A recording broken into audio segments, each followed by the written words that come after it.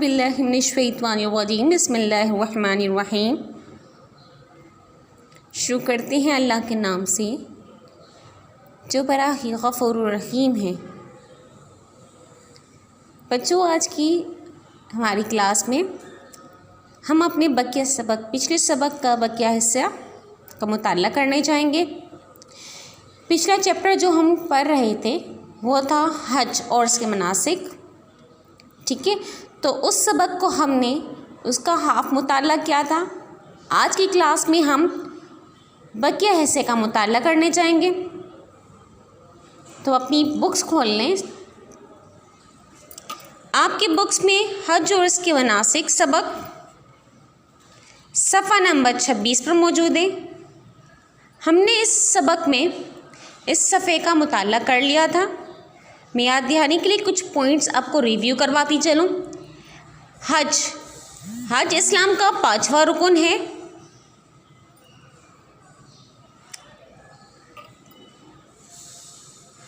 हज इंसान पे साल में एक दफ़ा फ़र्ज़ है।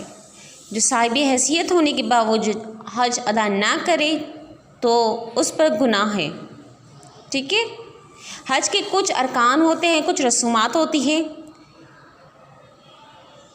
जिन्हें मनासिक हज कहा जाता है। उनका हम मुताला करने वाले थे पिछली क्लास में। ठीक है, अब हम इसका डिटेल में मुताला जो है हम आज की क्लास में पढ़ते हैं। तो आ जाते हैं हम अपने सफ़ा नंबर 27 पर। ठीक है, सफ़ा नंबर 27। सफ़ा नंबर 27 पर हमने पढ़ना है आज मनासिक हज। तो मनासिक हज में पहला है एहराम। एहराम बच्चों, आप लोगों ने देखा है कि जब भी हाजी हज पे जाते हैं तो सफ़ेद कलर का टॉवल नुमा या सफ़ेद कलर की चादर होती है जो कि मर्द हजरात बांधते हैं। उसको एक सिरा अपने कंधे पे डाल लेते हैं।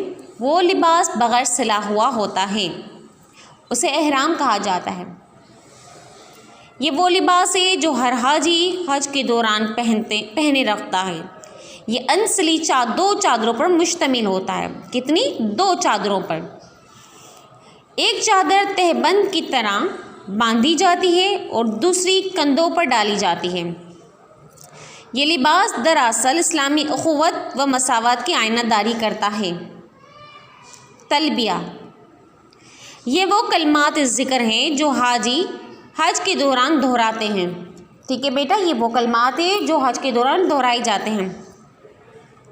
लब्बैक अल्लाहुम्मा लब्बैक ला शरीक लक लब्बैक इन्नल हम्द वन निअमत लक वल मुल्क ला शरीक लक, जिसका तर्जुमा है हाजिर हूँ ए अल्लाह, मैं हाजिर हूँ, तेरा कोई शरीक नहीं, मैं हाजिर हूँ। सब तारीफ़ें और नेमतें तेरे लिए हैं और हुकूमत भी तेरे लिए है, तेरा कोई शरीक नहीं। बच्चों, जब हाजी ये अल्फाज दोहराते हैं तो एक खौफ सा इनके दिलों में, एहसास सा, एक यहाँ पर मोहब्बत सी पैदा हो जाती है। क्योंकि इन अल्फाज का तर्जुमा पहले समझ लें कि वो अल्लाह ताला से कह रहे होते कि हाजिर हूँ ए अल्लाह, मैं हाजिर हूँ। यानी कि वो अल्लाह ताला से रूबरू हो रहे होते हैं, वो अल्लाह ताला से बात कर रहे होते हैं और वो इस बात का इकरार कर रहे होते हैं कि अल्लाह पाक तेरा कोई शरीक नहीं है और हम अल्लाह के दरबार में हाजिर हैं। अल्लाह ताला की ही तमाम तारीफ़ें, नेमतें हैं। तो एक उस दौरान जो है एक अलग सी कैफियत होती है। क्योंकि जब ये बंदा ये कलमा दोहरा रहा होता है या फिर आप भी इस वक्त इस कलमे को अपने दिल में पढ़ें तो हमें एहसास पैदा होता है कि अल्लाह ताला की ही वाहिद ज़ात है जो हम सब को पैदा करने वाली है, जिसके हाथ में ही सारी चीज़ें हैं। वो हमारे अच्छे अमाल भी देखता है, हमारे बुरे अमाल भी देखता है। ठीक है, उसके बाद जो है तवाफ़, खाने काबा के गिर्द चक्कर लगाने का नाम तवाफ़ है।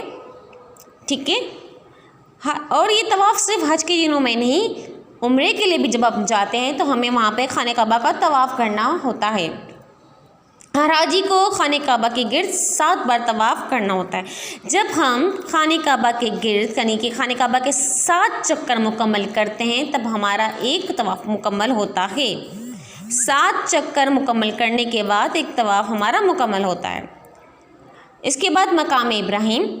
मकाम इब्राहिम बेटा वो जगह है जो खाने काबा के सहन में ही मौजूद है, जहाँ पर एक पत्थर मुनसिब है जो हज़रत इब्राहिम अलैहिस्सलाम ने जिस पत्थर पर खड़े होकर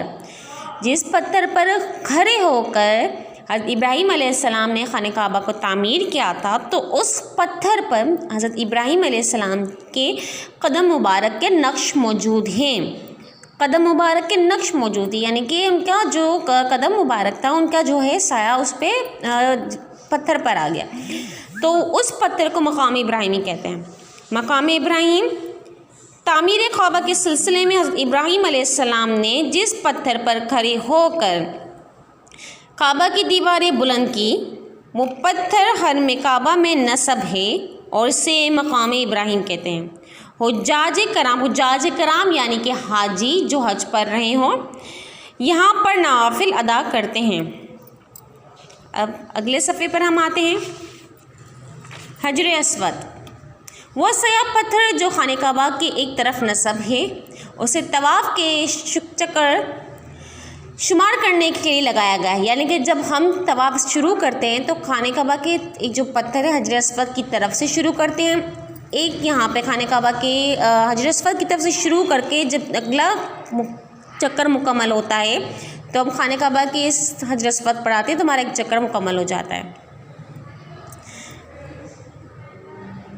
हर हाजी तवाफ़ के दौरान इसे बोसा देता है या हाथ से छूता है या सिर्फ इशारा करता है। सही के मायने दौड़ना है।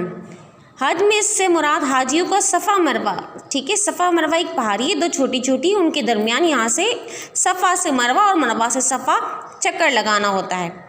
हज़रत इब्राहिम अलैहिस्सलाम की बीवी हाजरा रज़ी अल्लाह तआला अन्हा के इस वाक़े की याद में है, ठीक है, जो अपने बच्चे हज़रत इस्माइल अलैहिस्सलाम के लिए पानी की तलाश में इन पहाड़ियों के दरमियान दौड़ी थी। यानी कि जब हज़रत इब्राहिम अलैहिस्सलाम की बीवी हाजरा रज़ी अल्लाह तआला अन्हा, इनके बेटे जब बहुत प्यासे थे हज़रत इस्माइल अलैहिस्सलाम, तो वालदा यानी कि हज़रत हाजरा रज़ी अल्लाह तआला अन्हा पानी की प्यास में अपने प्यासे बच्चे के लिए पानी की तलाश में यहाँ से वहाँ चक्कर लगा रही थी, दौड़ रही थी कि कहीं से भी पानी मिल जाए, ठीक है। तो उस दौड़ के चक्कर में, उस दौड़ की याद में हम सफ़ा मरवा की पहाड़ी पर चक्कर लगाते हैं। अरफात वो मैदान है जो मक्का मुकरमा से बाहर 10 मील के फासले पर वाक़ है। इस मैदान में सब हाजी जमा होकर अमीरुल हज का खुतबा सुनते हैं। अरफात में जब हज के दिन जब बेटा खुतबा दिया जाता है, जिसे हम यहाँ पर भी अपने घरों में बैठकर सुनते हैं टेलीविज़न या रेडियो पे, तो वो अरफात का मैदान है, वहाँ पे जो है खुतबा दिया जाता है। रमी कंकरियाँ मारने को कहते हैं, जिससे मैंने पिछली क्लास में बताया था कि हज के दिनों में जो हाजी है शैतान को कंकरियाँ मारते हैं, वहाँ से छोटी छोटी कंकरियाँ पत्थर को चूमते हैं और उसे मारते हैं। रमी कंकरियाँ मारने को कहते हैं। मैदान अरफात से वापसी पर मीना के मैदान में 3 टेलों जमरात पर सब हाजी जमा शैतान को कंकरियाँ मारते हैं। ये भी हज़रत इब्राहिम अलैहिस्सलाम की वो याद है जब उन्होंने शैतान पर कंकरियाँ फेंकी थी, जो उन्हें बेटे की कुर्बानी से बहकाने आया था, ठीक है। जब हज़रत इब्राहिम अलैहिस्सलाम हज़रत इस्माइल अलैहिस्सलाम की कुर्बानी देने जा रहे थे, जब उन्हें ख्वाब में आया था, तो इस वजह से अल्लाह की राह में हज़रत इस्माइल अलैहिस्सलाम को जब कुर्बान करने जा रहे थे तो शैतान आया था उन्हें बहकाने के, मत करो अपने बेटे को ज़िबा, अपने बेटा ये तुम्हारा लख्त जिगर है, उसे कुर्बान ना करो। तो हज़रत इब्राहिम अलैहिस्सलाम ने उस शैतान को कंकरियाँ मारी थी, तो उसी की याद में जो है हाजी कंकरियाँ मारते हैं शैतान को। कुर्बानी मिना के मैदान में तमाम हाजी रमी के बाद जानवर की कुर्बानी देते हैं और अपना सर मुंडवाते हैं। ये आखिरी स्टेप होता है कि जब हाजी जो है मिना के मैदान में अपना जानवर ज़िबा करते हैं और अपना सर मुंडवाते हैं। हाजी अपने घर बार अजीज़ व क़ारिब को छोड़कर अल्लाह ताला की राह में दूर दराज का सफ़र इसलिए इख्तियार करते हैं कि इन्हें अल्लाह ताला के घर की ज़ियारत करनी है। मुख्तलिफ़ मुश्किलात और दुश्वारियाँ इनके रास्ते में हाइल होती हैं, लेकिन मालिक हकीकी के घर की ज़ियारत के शौक़ में वो सब कुछ बर्दाश्त करते रहते हैं। बच्चों, जब इंसान हज के लिए जाता है तो उसके रास्ते में काफ़ी मुश्किलात आ रही होती है। सबसे बड़ी मुश्किल तो ये होती है कि वो अपने घर, कुछ ऐसे लोग होते हैं जो वालिदैन अपने लख्त जिगरों को, अपनी औलादों को छोड़ के जाते हैं। तो कुछ ऐसे औलाद होती है जो अपने बुरे वालिदैन को छोड़ के जाते हैं, अपने कारोबार को छोड़ के जाते हैं, अपना घर बार छोड़ के अल्लाह ताला की घर की ज़ियारत करने के लिए जाते हैं। और रास्ते में भी इन्हें बहुत सी तकलीफ़ें, यहाँ पर भी अपने अपने मुल्क में भी, और उसके बाद वहाँ जाने के बाद भी बहुत सी मुश्किलात का सामना करना पड़ता है, लेकिन वो सब बर्दाश्त करते हैं सिर्फ़ और सिर्फ अल्लाह ताला की रज़ा के लिए। जब वो मिकात पर पहुँचते हैं तो सब आसाइशें और ज़ेब और ज़ीनत छोड़कर एक ही किस्म का लिबास पहनते हैं। हम यहाँ पर मौजूद होते हैं तो देखें, हम अलग अलग लिबास में नज़र आते हैं। अमीर गरीब हर किस्म का अलग अलग किसी का लिबास होता है, लेकिन जब अल्लाह के घर पहुँचते हैं तो ना वहाँ पे कोई अरबी, ना कोई अजमी, ना कोई काला, ना कोरा, ना अमीर या गरीब, किसी में भी फ़र्क नहीं होता। सब के सब एक ही लिबास को ज़ेब तन किए हुए होते हैं, क्योंकि अल्लाह ताला की निगाह में हर मुसलमान, हर बंदा बराबर है। वहाँ जाने के बाद ये फ़र्क जो अमीर गरीब का है वो सब मिट जाता है। हज का मुसाफिर अल्लाह ताला की दीवाने मोहब्बत से सरशार होकर सफ़र करता है। इस दौरान हर लम्हा इसे ज़बान और दिल से याद करना है। इस नए सफ़र से इसके दिल में अल्लाह ताला से वाबस्तगी खूब पुख्ता हो जाती है। हज के मौके पर लोग दुनिया के गोशे गोशे से जमा होते हैं। सिर्फ पाकिस्तान से ही नहीं, दुनिया सऊदीया से ही नहीं, दुनिया के तमाम ममालिक से, कोने कोने से लोग आते हैं हज के लिए। हर शख्स को ख्याल आता है कि इस्लामी बरादरी की वसअत किस कदर ज़्यादा है और हुज़ूर अकरम सल्लल्लाहु अलैहि वसल्लम के नाम लेने वालों की दुनिया में किस कदर कसरत है। हज ने सिर्फ माली और बदनी इबादत का मजमुआ है, बल्कि इसमें हर इबादत और अमल खैर की रूह मौजूद है। अलगर्ज हज में बंदगी करब का हर जज्बा शामिल है। बेटा, हज में जो है सिर्फ माली, देखिए ज़कात जब हम देते हैं तो वो माली इबादत है, क्योंकि हमारे माल में से हम अपनी ज़कात देते हैं। रोज़ा जब हम रखते हैं तो वो हमारी बदनी इबादत है, क्योंकि हम अपने बदन से आँखों, कान, नाक सबका रोज़ा रखते हैं, खाना पीना छोड़ के, बुरी आदतों को छोड़ के। लेकिन हज ऐसी इबादत है जिसमें माली इबादत भी शामिल है। ज़ाहिर सी बात है, जब हज अदा करने के लिए जाते हैं तो हमारा माल भी इसमें लगता है, और उसके बाद हमारी बदनी इबादत भी शामिल है। आपको हज के अराकीन अदा करने होते हैं, अरकान हज अदा करने होते हैं, जैसे सई, अरफात, रमी, ठीक है, तवाफ़, इन सब में हमारी बदनी इबादत भी शामिल हो जाती है। तो ये वो इबादत है जिसमें हमें दोनों माली और बदनी इबादत शामिल होती है। तो बच्चों, यहाँ पे हमने अपना सबक हज को मुकम्मल किया। अब चलते हैं इसकी सरगर्मी की तरफ। चलिए बच्चों, आज जो है हमने अपने सबक हज का पूरा मुताला कर लिया है, ठीक है, पूरा सबक का मुताला कर लिया। अपनी पिछली क्लास में आपने खाली जगह पुर करें, दुरुस्त जवाबात और कॉलम अलिफ कॉलम बे को मिलाया था। आज की क्लास में आपको करना ये है कि यहाँ पर जो आपको कुछ सवाल जवाब दिए गए हैं, उन सवालात के जवाबात देखने हैं। जवाबात आपको PDF के थ्रू मिल जाएंगे, ठीक है। आप इन सवालों को हल करना है, जवाब आपने लिखने हैं। इसके अलावा आपको हज पर एक मज़मून लिखना है। हज पर मज़मून आप ख़ुद से लिखेंगे, ठीक है, जिसका PDF आपको नहीं दिया जाएगा।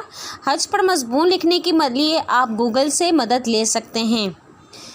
तो यहाँ पर आज की हमारी सबक भी कंप्लीट हुआ, मुकम्मल हो चुका, क्लास भी ख़त्म हुई। आज के काम के आपको सवाल जवाब और हज पर मज़मून लिखना है। यहाँ हमारी क्लास ख़त्म होती है। अपना बहुत सारा ख्याल रखिएगा। अल्लाह हाफ़िज़।